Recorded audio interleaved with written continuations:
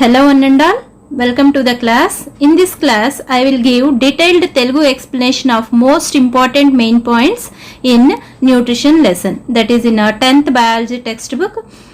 This class is useful for 10th IIIT, NTSC, PolyCET, APRJC and DSC and other competitive exams also. Procurement of nutrients is known as nutrition. So ఇక్కడ nutrition అంటే ఏంటి అంటే procurement of nutrients. It means intake of nutrients అంటే న్యూట్రియంట్స్ని తీసుకోవడం లేదా న్యూట్రియంట్స్ని సేకరించడం. దీన్నే మనం ఏమంటాము అంటే న్యూట్రిషన్ అంటాము. Okay, nutrition is of two types.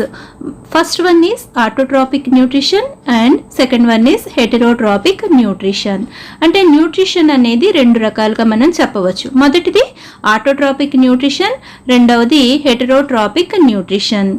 In autotrophic nutrition, organisms make their own food from simple inorganic materials like CO2 and H2O using light as source of energy.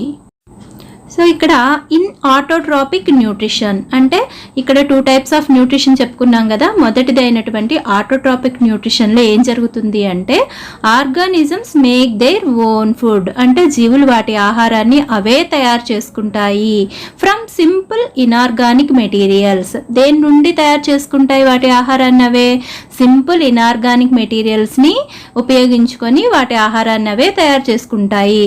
What are simple inorganic materials here? CO2 and H2O and light as source of energy. Okay, అంటే ఇక్కడ CO2ని H2Oని వినియోగించుకొని అలాగే సన్లైట్ని కూడా use చేసుకొని food మెటీరియల్ని తయారు చేసుకుంటుంది అనమాట. అంటే ఈ CO2, H2O, సన్లైట్ వీటన్నిటిని కూడా మనము సింపుల్ ఇనార్గానిక్ మెటీరియల్స్ అని చెప్పుకోవచ్చు. ఈ పాయింట్ ఒకసారి పూర్తిగా చెప్పుకున్నట్లయితే ఏంటి అంటే ఆటోట్రాప్స్ ఏం చేస్తాయి? ఆటోట్రాపిక్ న్యూట్రిషన్ జరుపుకుంటాయి. ఈ ఆటోట్రాపిక్ న్యూట్రిషన్లో ఈ ఆర్గానిజం ఏవైతే ఉన్నాయో ఇవన్నీ కూడా వాటి ఫుడ్ని అవే తయారు చేసుకుంటాయి. దేన్ని ఉపయోగించుకొని అంటే సింపుల్ ఇనార్గానిక్ మెటీరియల్స్ అయినటువంటి CO2, H2O, సన్లైట్ వంటి వాటిని వినియోగించుకొని వాటి ఫుడ్ మెటీరియల్ని అవే ప్రిపేర్ చేసుకుంటూ ఉంటాయి. Next point, heterotropic nutrition involves intake of complex materials prepared by other organisms. So ఇక్కడ హెటెరోట్రాప్స్ అని వేటిని అంటారు అంటే వేరే వాటి మీద డిపెండ్ అయ్యే ఫుడ్ని అంటే ఫుడ్ కోసం వేరే వాటి మీద డిపెండ్ అయ్యే వాటిని హెటెరోట్రాప్స్ అంటారు. వాటిల్లో జరిగేటటువంటి న్యూట్రిషన్ ఏమంటారు అంటే హెటెరోట్రాపిక్ న్యూట్రిషన్ అంటారు. ఈ హెటెరోట్రాపిక్ న్యూట్రిషన్లో ఏం జరుగుతుంది అంటే ఈ కాంప్లెక్స్ ఫుడ్ మెటీరియల్స్ తీసుకుంటాయి. అంటే ఏంటి? వేరే ఆర్గానిజం మీద ఇవి డిపెండ్ అయి ఉంటాయి. వేరే ఆర్గానిజం ప్రిపేర్ చేసినటువంటి కాంప్లెక్స్ ఫుడ్ మెటీరియల్స్ ఏవైతే ఉంటాయో వాటిని ఈ హెటెరోట్రాప్స్ అనేవి వాటి న్యూట్రిషన్లో తీసుకుంటూ ఉంటాయన్నమాట. అంటే ఇక్కడ సింపుల్గా చెప్పాలి అంటే హెటెరోట్రాపిక్ న్యూట్రిషన్లో ఏం జరుగుతుంది అంటే ఇవి ఫుడ్ కోసము వేరే వాటి మీద డిపెండ్ అయి ఉంటాయి అనేది మనకు అర్థమవుతుంది. అంటే ఆటోట్రాపిక్ న్యూట్రిషన్లోనేమో న్యూట్రిషన్ అనేది ఓన్గా జరుగుతుంది, అవే ప్రిపేర్ చేసుకుంటాయి. హెటెరోట్రాపిక్ న్యూట్రిషన్లో ఇవి న్యూట్రిషన్ కోసం వేరే ఆర్గానిజం మీద డిపెండ్ అయి ఉంటాయి. Photosynthesis is a process by which green plants containing chlorophyll produce food substances from CO2 and H2O using light as source of energy and release O2 into atmosphere. అంటే ఫోటోసింథసిస్లో ఏం జరుగుతుంది? Which green plants containing chlorophyll, ఏవైతే క్లోరోఫిల్ని కలిగి ఉన్న green plants ఉంటాయో అంటే green కలర్లో ఉన్నాయి అంటేనే అందులో ఏమున్నట్టు అర్థము? క్లోరోఫిల్ అనే పిగ్మెంట్ ఉంది అనేది అర్థం. మీరు గుర్తుంచుకోవచ్చు అనమాట. క్లోరోఫిల్ ఉంది అంటే అవి గ్రీన్ కలర్లో ఉంటాయి, గ్రీన్ కలర్లో ఉన్నాయి అంటే అందులో క్లోరోఫిల్ ఉంది అనేది మనము అర్థం చేసుకోవచ్చు. ప్రొడ్యూస్ ఫుడ్ సబ్స్టాన్సెస్ అంటే ఈ ప్లాంట్స్ అనేవి ఫుడ్ సబ్స్టాన్సెస్ని ప్రొడ్యూస్ చేస్తాయి. అంటే ఏంటి? ఫుడ్ సబ్స్టాన్స్ గ్లూకోజ్ కావచ్చు, స్టార్చ్ కావచ్చు, వీటిని ఫ్రమ్ CO2 అండ్ H2O అంటే CO2ని H2Oని యూజ్ చేసుకొని ఇంకా using light as source of energy, ఇంకా ఎనర్జీ కోసం దేన్ని యూజ్ చేసుకుంటుంది? లైట్ని కూడా యూజ్ చేసుకొని ఈ ప్లాంట్స్ ఫుడ్ మెటీరియల్ని ప్రిపేర్ చేసుకుంటున్నాయి. అట్లానే రిలీజ్ O2 ఇంటూ అట్మాస్ఫియర్, అట్లానే వాతావరణంలోనికి ఇవి O2ని రిలీజ్ చేస్తున్నాయి. ఏంటవి అంటే గ్రీన్ కలర్ ప్లాంట్స్. ఏ ప్రాసెస్లో అంటే ఫోటోసింథసిస్ అనే ప్రాసెస్లో.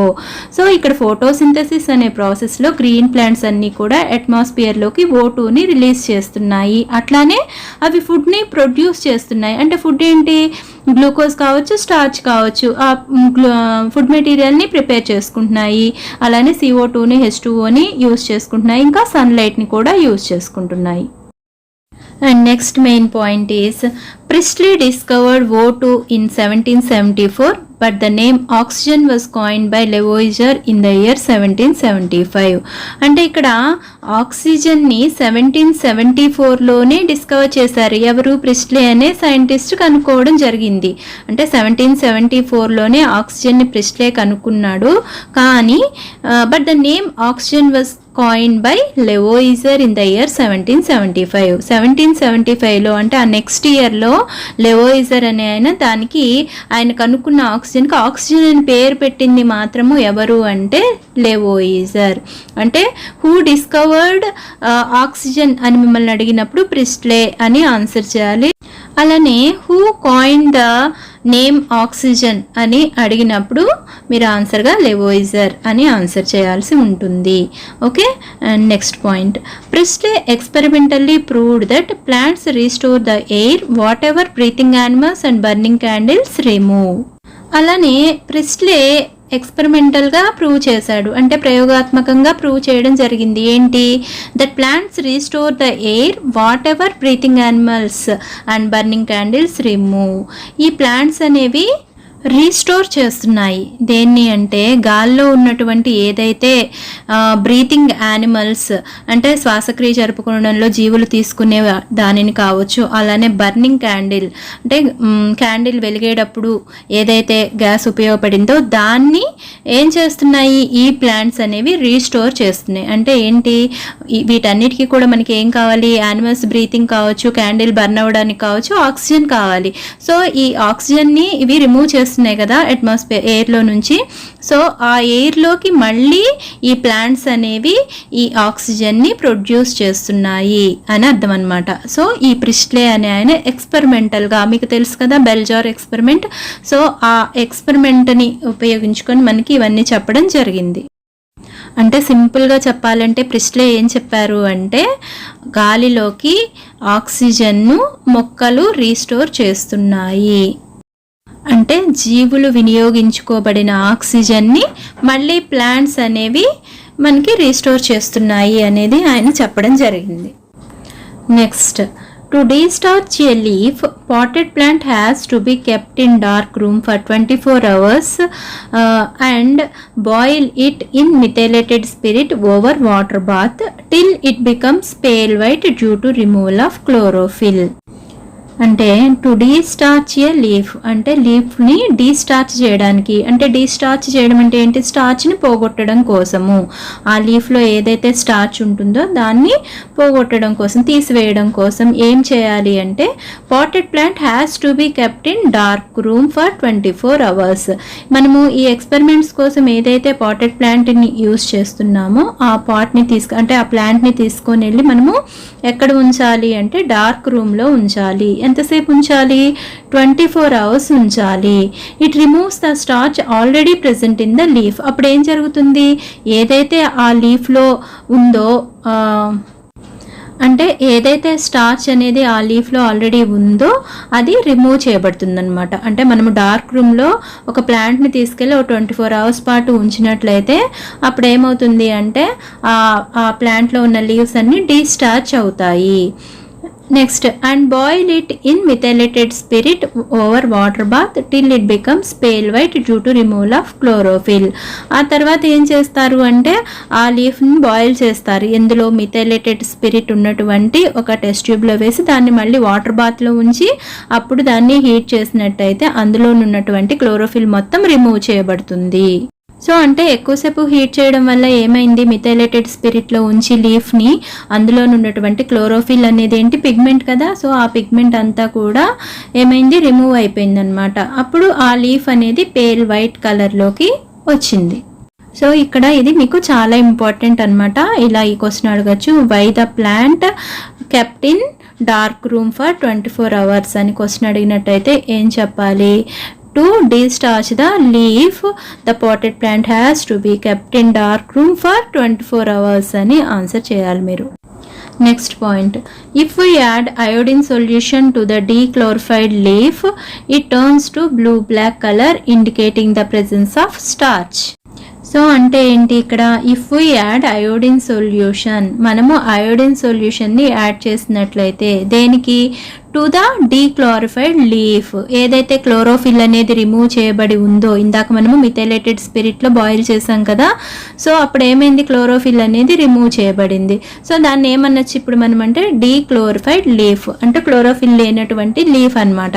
దాని మీద మనం అయోడిన్ సొల్యూషన్ని యాడ్ చేసినట్లయితే, కొన్ని అయోడిన్ డ్రాప్స్ని పోసినట్లయితే ఏమవుతుంది అంటే it turns to blue black colour. So the leaf turns to blue black colour. ఆ లీఫ్ అనేది బ్లూ బ్లాక్ కలర్లోకి మారుతుంది.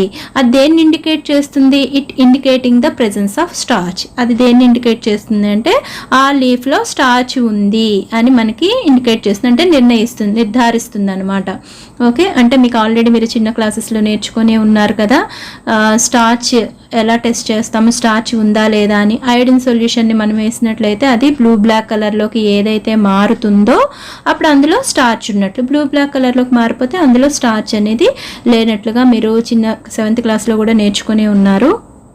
సో ఇక్కడ క్వశ్చన్ అడగచ్చు ఏమని అంటే what indicates the leaf turns to blue black colour when we add iodine solution అని question అడిగితే మీరు ఆన్సర్ ఏం చెప్పొచ్చు? We identify the presence of starch అని చెప్పొచ్చు. There are 4 essential factors of photosynthesis, namely carbon dioxide, water, chlorophyll and sunlight. So ఇక్కడ essential factors ఎన్ని ఉన్నాయి ఫోటోసింథసిస్ జరగాలి అంటే? 4 ఎసెన్షియల్ ఫ్యాక్టర్స్ అనేవి ఉన్నాయి, అంటే అత్యవసరమైన కారకాలు. ఫోటోసింథసిస్ జరగాలి అంటే ఈ 4 కంపల్సరీ అన్నమాట. అవేమేంటి? కార్బన్ డైఆక్సైడ్, వాటర్, క్లోరోఫిల్, అలానే సన్లైట్. ఈ 4 కూడా కంపల్సరీ ఫోటోసింథసిస్ జరగాలి అంటే అత్యవసరం. సో ఇక్కడ name the essential factors for photosynthesis అని క్వశ్చన్ అడిగితే కనుక మీరు ఈ 4 చెప్పచ్చు: carbon dioxide, water, chlorophyll and sunlight. Next important point, in 1648 von Helmont of Belgium found that water was essential for the increase of plant mass. 1648లో బెల్జియంకి చెందినటువంటి van హెల్మంట్ అనే శాస్త్రవేత్త ఏం కనుక్కున్నారు అంటే ప్లాంట్ మాస్ అంటే ప్లాంట్ బరువు పెరుగుదలకు కావచ్చు, అంటే మొక్క పెరగడానికి వాటర్ అనేది చాలా అవసరము, ఎసెన్షియల్ అంటే అత్యవసరము అనేసి ఈయన కనుక్కున్నారనమాట. అంటే మొక్క పెరుగుదలకి వాటర్ అనేది చాలా అవసరము అని కనుక్కున్న శాస్త్రవేత్త ఎవరు అంటే వాన్ హెల్మాంట్. ఈయన 1648లో ఆ విషయాన్ని కనుగొన్నారు. Next, in 1770 Joseph Priestley revealed the essential role of air in the growth of plants.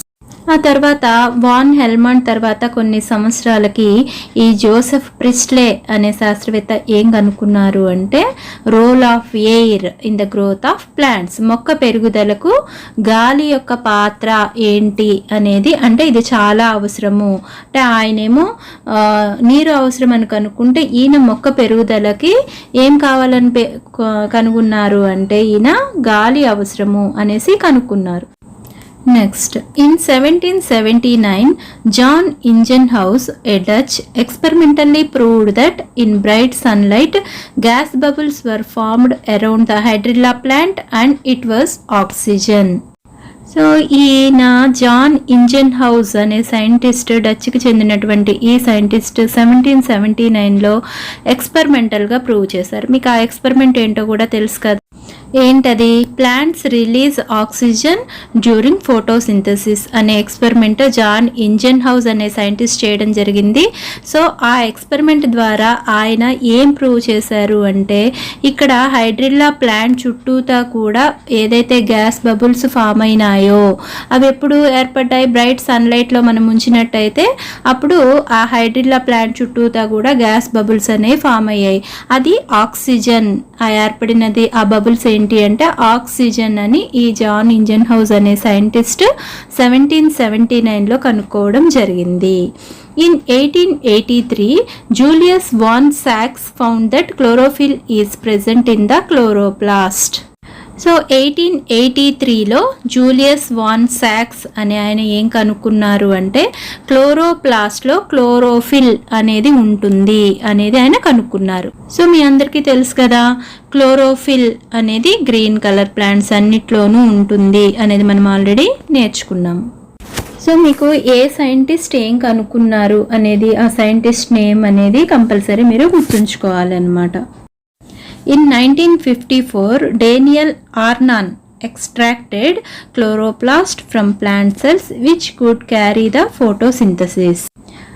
1954 సంవత్సరంలో ఈ డేనియల్ ఆర్నాన్ అనే సైంటిస్ట్ ప్లాంట్ సెల్ అంటే వృక్ష కణంలో నుంచి ఆయన క్లోరోప్లాస్ట్ అనేది వేరు చేసి ఈ క్లోరోప్లాస్ట్ అనేది ఫోటోసింథసిస్ జరగడానికి ఉపయోగపడుతుంది అనేది ఆయన కనుక్కోవడం జరిగిందనమాట.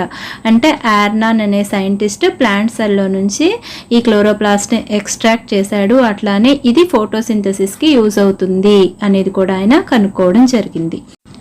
The light reactions of photosynthesis occur in grana and dark reactions of photosynthesis occur in stroma of chloroplast. ఫోటోసింథసిస్కి సంబంధించినటువంటి లైట్ రియాక్షన్స్ ఏమో గ్రానాలో జరిగితే ఫోటోసింథసిస్కి సంబంధించిన డార్క్ రియాక్షన్స్ ఏమైతే ఉన్నాయో అవన్నీ కూడా స్ట్రోమాలో జరుగుతాయి. ఈ గ్రానా స్ట్రోమా అనేవి ఎందులో ఉంటాయి? క్లోరోప్లాస్ట్లో ఉంటాయన్నమాట. అంటే క్లోరోప్లాస్ట్లో ఉన్నటువంటి గ్రానాలోనేమో లైట్ రియాక్షన్స్ జరుగుతాయి, అలానే స్ట్రోమాలోనేమో డార్క్ రియాక్షన్స్ జరుగుతాయి. ఇవి ఇంపార్టెంట్. సో ఇక్కడ ఫోటోసింథసిస్కి సంబంధించిన ఈక్వేషన్ కూడా మోస్ట్ ఇంపార్టెంట్. అదేంటంటే 6CO2 + 12H2O gives rise to C6H12O6 + 6H2O + 6O2 in the presence of sunlight and chlorophyll. ఈ ఈక్వేషన్ మీకు ఖచ్చితంగా రావాలి. ఇది వచ్చేసిందంటే మీరు చాలా బిట్స్కి ఈజీగా ఆన్సర్ చేసేయగలుగుతారు. సో ఇక్కడ ఏమేంటి అంటే ఇక్కడ ఫోటోసింథసిస్ జరగడానికి కావాల్సినవి ఏంటి అంటే మీరు ఈజీగా చెప్పేయచ్చు CO2 H2O సన్లైట్ క్లోరోఫిల్ అని ఈ ఈక్వేషన్ సహాయంతో. అట్లనే యారో మార్క్కి రైట్ సైడ్ ఉన్న ఏంటి ప్రొడక్ట్స్ అంటే ఫోటోసింథసిస్ తర్వాత ఏమి ఏర్పడినాయి అంటే C6H12O6 గ్లూకోజ్, దీన్ని షుగర్ అనొచ్చు. అట్లనే 6H2O వాటర్ అనేది వాటర్ వేపర్ రూపంలో, అట్లనే ఆక్సిజన్ కూడా రిలీజ్ అయింది. The end products of light reaction are O2, ATP and NADPH2 and glucose is the end product of dark reaction. అంటే ఇక్కడ లైట్ రియాక్షన్ యొక్క ఎండ్ ప్రొడక్ట్స్ ఏంటి, అలానే డార్క్ రియాక్షన్ యొక్క ఎండ్ ప్రొడక్ట్స్ ఏంటి అనేది మీకు తెలియాలి. లైట్ రియాక్షన్లో ఎండ్ ప్రొడక్ట్స్ అంటే చివరికి ఏర్పడే పదార్థాలు ఏంటి అంటే O2, ATP అండ్ NADPH అనేవి ఏర్పడతాయి. అట్లానే డార్క్ రియాక్షన్లో చివరికి ఏర్పడేది ఏంటి అంటే గ్లూకోజ్. ఇవి most important. Important events occurring in chloroplast are conversion of light energy to chemical energy, splitting of water molecule, reduction of CO2 to carbon dioxide. So ఇక్కడ ఈ క్లోరోప్లాస్ట్లో జరిగేటటువంటి ముఖ్యమైన ఈవెంట్స్ ఏంటి అంటే conversion of light energy to chemical energy. Light energy అనేది chemical ఎనర్జీగా convert అవ్వడము అంటే మారడము. ఇంకోటి splitting of water molecule. Water molecule అనేది స్ప్లిట్ అయిపోవడం అంటే H2O అనేది H+ గాను OH- గాను విడిపోవడం, దాన్నే ఫోటోలైసిస్ అంటారు అని కూడా మీకు అందరికీ తెలుసు. Next reduction of CO2 to carbohydrate. And next ఏం జరుగుతుంది అంటే CO2 అనేది కార్బోహైడ్రేట్గా మారడం అనేది కూడా ఇక్కడ ఈ క్లోరోప్లాస్ట్లో జరిగేటువంటి ముఖ్యమైనటువంటి చర్యలు. First one conversion of light energy to chemical energy, splitting of water molecule, reduction of CO2 to carbohydrate. ఇది ఇంపార్టెంట్. ఈ మూడు కూడా గుర్తుపెట్టుకోవాలి. The form of nutrition differs depending on the availability and type of food as well as how it is obtained by the organism. So ఈ జీవుల యొక్క nutrition అనేది దేని మీద డిపెండ్ అయి ఉంటుంది అంటే దేని మీద ఆధారపడి ఉంటుంది అంటే availability and type of food.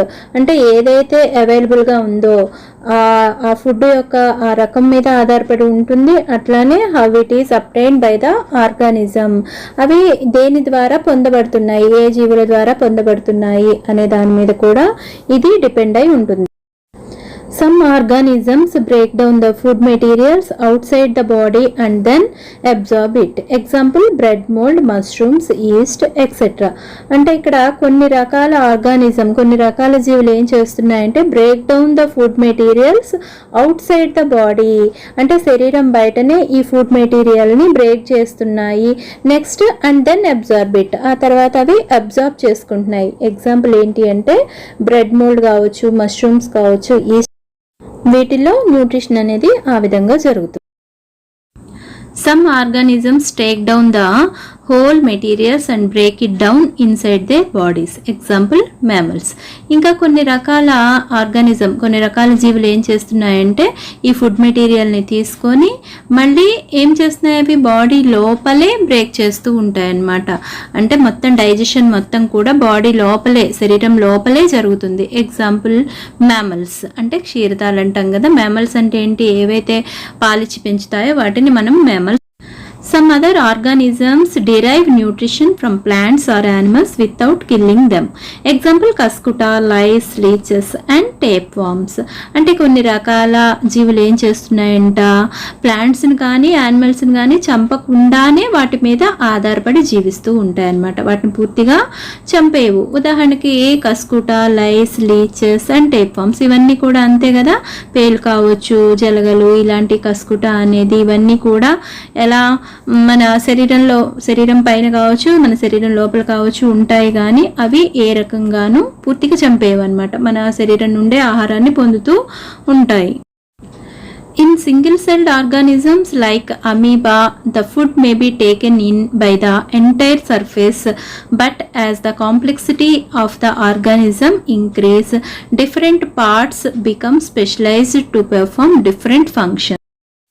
So ఇక్కడ మనకి సింగిల్ సెల్ ఆర్గానిజం అనగానే మనకి ముఖ్యంగా గుర్తొచ్చేది ఏంటి, amoeba.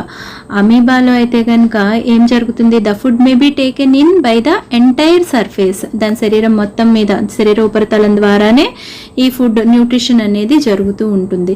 But as the complexity of organism increase, అంటే వాటిల్లో సంక్లిష్టత, అంటే ఇదేంటి ఏకకణ జీవి, ఏకకణ జీవుల నుంచి ఇంకా కాంప్లెక్సిటీ పెరిగే కొద్దీ, అంటే సంక్లిష్టత పెరిగే కొద్దీ, అంటే బహుకణ జీవులకు వెళ్లే కొద్దీ కూడా ఏం జరుగుతుంది, different parts become specialised to perform different functions.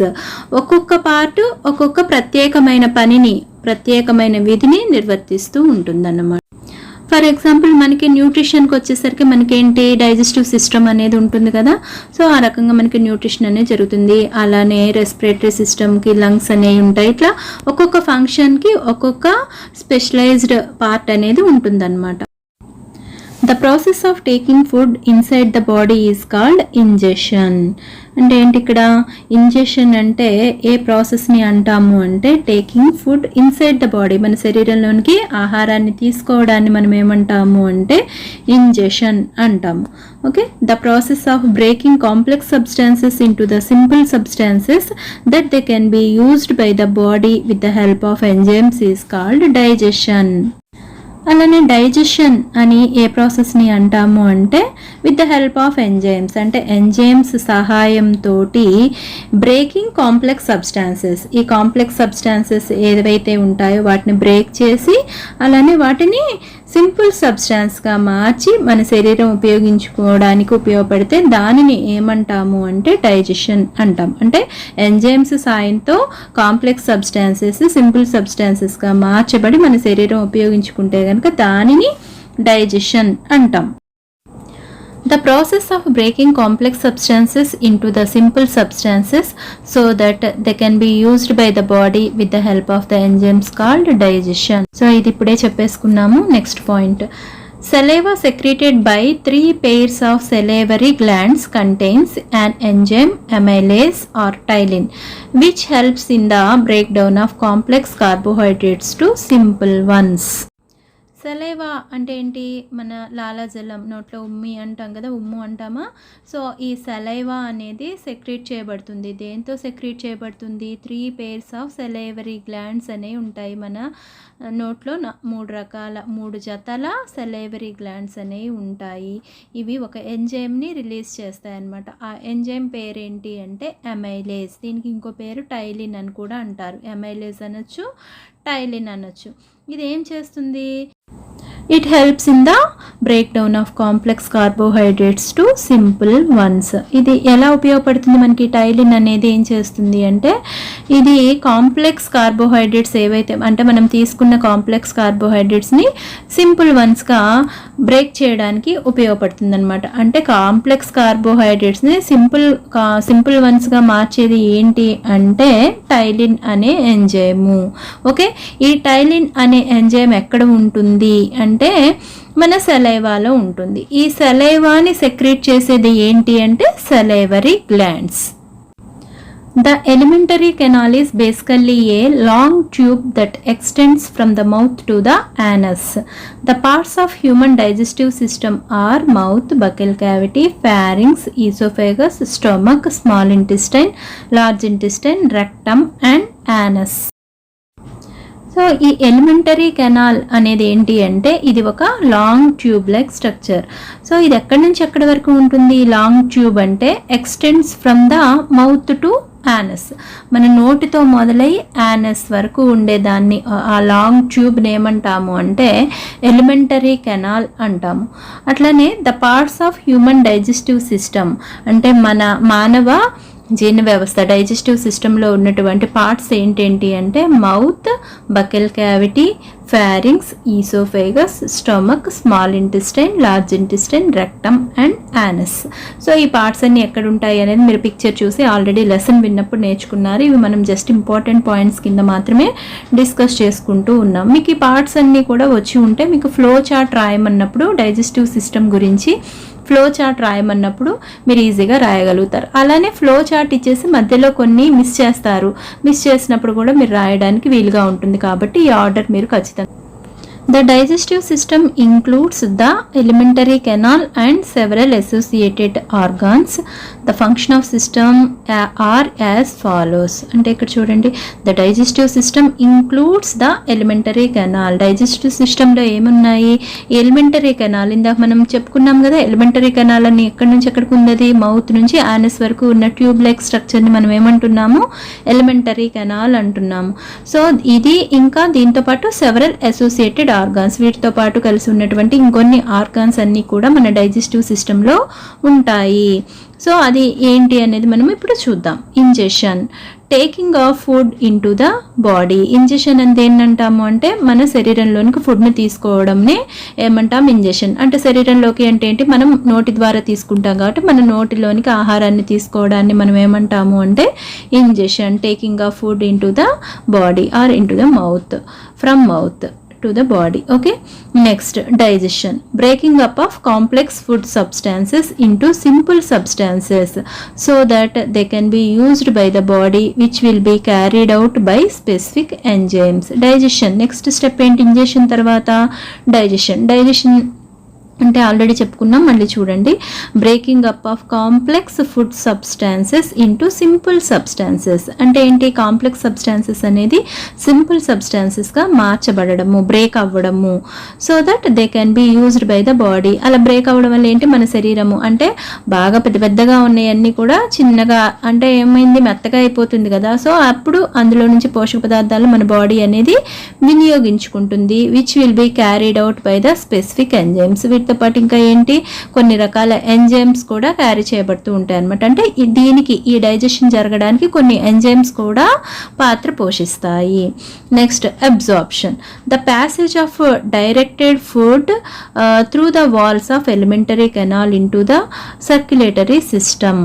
So ఇక్కడ absorption. Next step ingestion, digestion తర్వాత వచ్చే స్టెప్ ఏంటంటే అబ్జార్ప్షన్. జీర్ణం అయిపోయింది కదా, సో మెత్తగా అయిపోయింది, దాని బాడీ తీసుకోవడం ఎలా జరుగుతుంది? అబ్జార్ప్షన్ అనేది ఎలా జరుగుతుంది అంటే the passage of directed food through the walls of elementary canal అంటే ఇక్కడ ఏదైతే ఈ ఎలిమెంటరీ కెనాల్ ద్వారా వెళ్ళిన ఫుడ్ ఈ వాల్స్ ద్వారా తీసుకోబడిందో అంటే అబ్జార్బ్ చేసుకోబడిందో అది మొత్తం మళ్ళీ కూడా ఎక్కడికి వెళ్ళాలి, సర్క్యులేటరీ సిస్టమ్ ద్వారా వెళ్ళాలి. అంటే ఇక్కడ ఏంటి, అబ్జార్ప్షన్లో మనకి స్మాల్ ఇంటెస్టైన్లో విల్లై అనేవి ఉంటాయి కదా, సో ఆ విల్లై అనేవి వీటన్నిటిని కూడా అబ్జార్బ్ చేసుకుంటాయి. ఆ తర్వాత అది మొత్తం కూడా సర్క్యులేటరీ సిస్టంలోకి వెళ్ళబడి అంటే బ్లడ్ ద్వారా మొత్తం కూడా ట్రాన్స్పోర్టేషన్ అనేది జరుగుతూ ఉంటుందన్నమాట. నెక్స్ట్ స్టెప్ వచ్చేసి defecation, the passage of undigested material from the body through the way of an. Last step ఏంటి అంటే డెఫికేషన్. ఈ డెఫికేషన్లో ఏం జరుగుతుంది అంటే ఏదైతే అన్డైజెస్టెడ్ ఫుడ్ ఉంటుందో ఆ ఫుడ్ అంతా కూడా యానస్ ద్వారా బయటికి పంపించబడుతుంది. దాన్ని ఏమంటారు, డెఫికేషన్ అంటారు. సో ఈ స్టెప్స్ అన్ని మీరు గుర్తుంచుకోవాలి. వీటిని బిట్స్లో 1 మార్క్లో 2 మార్క్స్లో కూడా అడుగుతూ ఉంటారు. Ingestion, what is ingestion, next digestion, absorption, defecation, ఇలా ఈచ్ వన్ విడివిడిగా అడగవచ్చు లేదా కలిపి అడగవచ్చు. సో ఇవి మీరు నేర్చుకుని ఉండాలి. బిట్స్లో కూడా ఇదంతా కూడా చాలా important. Food mixed with saliva passes through the esophagus by wave-like movements called peristaltic movements to the stomach. In the stomach, food gets churned with gastric juice and HCl. So ఇక్కడ ఈ ఫుడ్ అనేది సలైవాతో mix అయ్యి oesophagus ద్వారా వెళ్తుంది. ఎలా అంటే wave like moments అనేవి ఉంటాయి అన్నమాట. అంటే ఒక తరంగం లాంటి కదలికలు అక్కడ ఉంటాయి. ఈ కదలికలను ఏమంటామంటే ఈ మూమెంట్స్ని పెరిస్టాల్టిక్ మూమెంట్స్ అంటాము. ఓకేనా, అంటే ఇక్కడ ఈ మూమెంట్స్ వేవ్ లైక్ మూమెంట్స్ అంటే ఏంటి, ఒక ట్యూబ్లోకి ఒక ఆలుగడ్డని పోనిచ్చి ఇలా మనం జరుపుతూ ఉంటే ఏ రకంగా అయితే ఒక చోట ఉబ్బుగా ఒక చోట కిందగా ఉంటుందో ఆ టైప్లో అంటే ఒక వేవ్ లైక్ మూమెంట్ అనేది ఈసోఫాగస్లో మనం గమనించవచ్చు. ఈసోఫాగస్ అంటే ఏంటి, ఫుడ్ పైప్. ఈ ఫుడ్ పైప్లో మనము అబ్జర్వ్ చేస్తే కనుక అలాంటి మూమెంట్ అనేది ఉంటుంది. సో ఆ మూమెంట్ని వేవ్ లైక్ మూమెంట్ని ఏమంటాము అంటే పెరిస్టాల్టిక్ మూమెంట్ అంటాము. ఓకేనా, అది ఎప్పుడు ఉంటుంది, ఫుడ్ అనేది సలైవాతో మిక్స్ అయ్యి మనం మింగినప్పుడు అన్నమాట. అప్పుడు ఇలాంటి మూమెంట్ అనేది ఉంటుంది. అలానే అది స్టమక్లోకి వెళ్ళిపోయినాక అక్కడ ఫుడ్ గెట్స్ చర్న్డ్ అంటే బాగా చిలకబడుద్ది. అక్కడ స్టమక్లోకి వెళ్ళాక అక్కడ ఏమవుతుంది, బాగా చర్న్డ్ అంటే చిలకడం, అక్కడ బాగా చిలకబడుతుంది. దేంతో కలిసి ఈ గ్యాస్ట్రిక్ జ్యూస్ అట్లనే ఇంకా HCl ఇవన్నీ కలిసి ఇంకా ఫుడ్ అనేది బాగా మెత్తగా అయిపోతుంది అన్నమాట. సో ఇక్కడ మీరు ఈ HCl అనేది కూడా బాగా గుర్తుపెట్టుకోవాలి. మన డైజెస్టివ్ సిస్టమ్కి సంబంధించిన ఒకే ఒక యాసిడ్ ఏంటి అంటే హైడ్రోక్లోరిక్ యాసిడ్, HCl అనేది గుర్తుంచుకోవాలి. ఎక్కువగా అడుగుతూ ఉంటారు ఈ బిట్ కూడా. Next, కైమ్ is soft slimy substance in which some proteins and carbohydrates have already broken down. అంటే కైమ్ అంటే ఏంటి అంటే ఒక సాఫ్ట్గా ఉండేటటువంటి ఒక జిగురుగా ఉన్నటువంటి ముద్దను ఏమంటాము అంటే కైమ్ అంటాము. ఇక్కడ ఏంటి, ప్రోటీన్స్ అట్లనే కార్బోహైడ్రేట్స్ అనేవి ఆల్రెడీ బ్రేక్ అయిపోయి ఉంటాయన్నమాట. బోలస్ అంటే ఏంటి, మనము సలైవాతో కలిపి మనం నమలగా ఏర్పడేదాన్ని బోలస్ అంటే ఇక్కడ జిగురుగా ఉండేటటువంటి సాఫ్ట్గా ఉన్నటువంటి దీనిని కైమ్ అంటాము. ఇది మనకి స్టమక్లో ఉంటుంది. బోలస్ అంటే మన నోట్లో నిలబడిన ముద్దను ఏమంటాము, బోలస్ అంటాము. ఓకేనా. The sphincters in the stomach allow only a small quantity of food to pass into the small intestine at a time. ఆ స్పింక్టర్స్ అనేవి ఉంటాయి స్టమక్లో. ఇవి ఏం చేస్తాయంటే స్మాల్ క్వాంటిటీ ఫుడ్ని మాత్రమే పాస్ అయ్యేలా చేస్తాయి. ఒక్కసారి మొత్తం వెళ్ళిపోకుండా స్టమక్ నుంచి కిందకి కొద్దిగా వెళ్ళేలాగా. అది మళ్ళీ ఇక్కడ స్టమక్ అనేది పెద్దగా ఉంటుంది, ఆ తర్వాత వచ్చేసి మళ్ళీ సన్నగా పైప్లా ఉంటుంది కదా. సో అక్కడ నుంచి కొంచెం వెళ్ళేలాగా ఉపయోగపడేది ఏంటి అంటే మనకి ఇక్కడ స్పింక్టర్స్ అనేవి ఉంటాయన్నమాట. సో ఈ స్పింక్టర్స్ అనేవి కొద్ది క్వాంటిటీలోనే ఫుడ్ని కిందకి పాస్ అయ్యేలాగా చేస్తాయి. అంటే ఇంటెస్టైన్లోకి, స్మాల్ ఇంటెస్టైన్లోకి పాస్ అయ్యేలా చేస్తాయి. ఒక్కసారి వెళ్ళిపోకుండా కొద్దిగా వెళ్ళేలాగా ఈ స్పింక్టర్స్ అనేవి యూజ్ అవుతాయి. The small intestine is the longest part of the alimentary canal where complete digestion of carbohydrates, proteins and fats takes place. So ఇక్కడ longest part of elementary canal ఏంటని చెప్పుకోవచ్చు మనము, స్మాల్ ఇంటెస్టైన్ అనేది చెప్పుకోవచ్చు. ఈ small intestine అనేది longest part of elementary canal. అంటే alimentary కెనాల్లోనే పొడవైన భాగం ఏంటి అంటే స్మాల్ ఇంటెస్టైన్. ఈ స్మాల్ ఇంటెస్టైన్లో ఏం జరుగుతుంది, complete digestion of carbohydrates, proteins and fats. ఇక్కడ మొత్తం డైజెషన్, పూర్తిగా డైజెషన్ అనేది జరుగుతుంది. కార్బోహైడ్రేట్స్ కావచ్చు, ప్రోటీన్స్ కావచ్చు, ఫ్యాట్స్ కావచ్చు, అన్నీ కూడా ఈ స్మాల్ ఇంటెస్టైన్లోనే డైజెస్ట్ అవ్వడం జరుగుతుంది.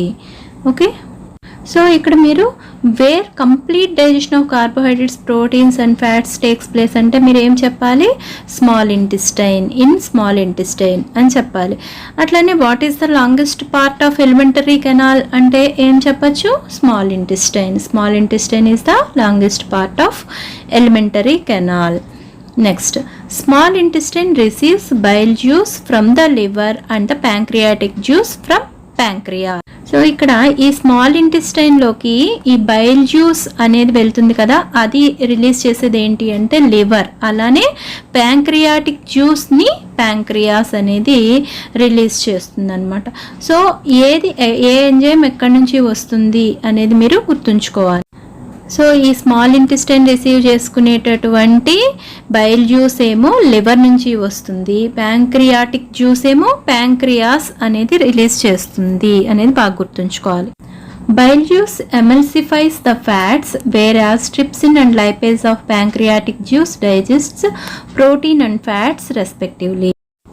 Bile juice ఎమల్సిఫైస్ the fats. ఎమల్సిఫైస్ అంటే ఏంటి, ఎమల్సిఫికేషన్ అంటే మీకు తెలుసు కదా, breaking down of large fats into small globules. దాన్ని ఏమంటాం మనం, ఎమల్సిఫికేషన్ అంటాం. అంటే ఏంటి, ఇక్కడ పెద్ద పెద్ద ఫ్యాట్స్ ఏమైతే ఉంటాయో వాటిని చిన్నగా మార్చడాన్ని ఏమంటాము అంటే అంటే ఫ్యాట్స్ అనేవి పెద్ద వాటిని చిన్నగా చేయడాన్ని ఏమంటాము, ఎమల్సిఫికేషన్ అంటాము. ఇక్కడ ఇది బైల్ జ్యూస్ అనేది ఫ్యాట్స్ని ఎమల్సిఫై చేస్తుంది. అట్లానే ట్రిప్సిన్ అండ్ లైపేజ్ ఏవైతే ప్యాంక్రియాటిక్ జ్యూస్లో ఉన్నాయో అవి ఏం చేస్తున్నాయి, ప్రోటీన్స్ని, ఫ్యాట్స్ని డైజెస్ట్ చేయడంలో యూజ్ అవుతాయి అన్నమాట. అంటే ట్రిప్సిన్ ప్రోటీన్స్ని, లైపేజ్ అనేది ఫ్యాట్స్ని డైజెస్ట్ చేయడానికి యూజ్ అవుతుంది. అంటే మనం తిన్న ఫుడ్లో ఉన్నటువంటి ప్రోటీన్స్ని ఏమో ట్రిప్సిన్ డైజెస్ట్ చేస్తే, మనం తిన్నటువంటి ఫుడ్లో ఉండే ఫ్యాట్స్ని లైపేజ్ అనేది డైజెస్ట్ చేయడంలో యూజ్ అవుతుంది. ఇవన్నీ కూడా మీరు దేనికి ఏది యూజ్ అవుతుంది అనేది బాగా గుర్తు పెట్టుకోవాలి. ఏది digest అవ్వడంలో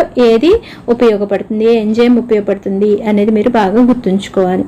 next, finger like projections formed from the walls of intestine are known as విల్లై.